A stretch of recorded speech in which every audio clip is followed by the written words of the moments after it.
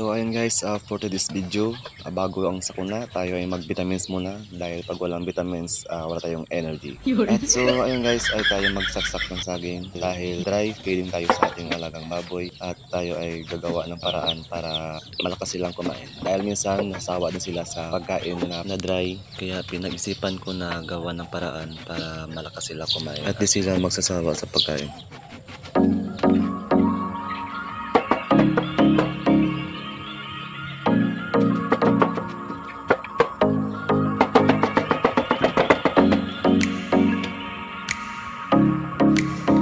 So ayun guys, ay pagtapos natin pinagsaksak yung saging ay nilagyan natin ng konting asin para mayroong lasa yung pagkain. At nilagyan natin ng dry feeds at atin pinaghalo-halo. At yun na guys ay ating pinagmikos-mikos na para mag-mix sila. At yun guys ay konting natin na tayo para gaganahan yung ating alagang baboy.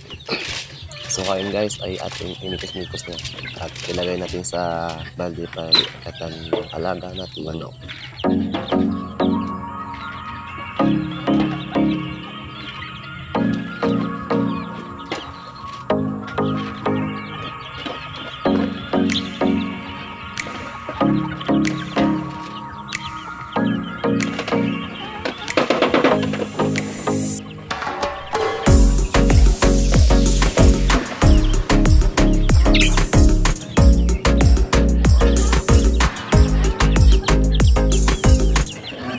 So yun guys ay ilagay na natin yung pagkain sa ating alagang baboy. At yun guys yung ating baboy. Yan na hindi pa natin tinalaguan kasi kakabakuna lang yun guys.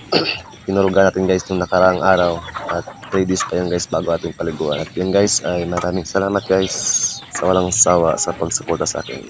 God bless po. Thank you so much.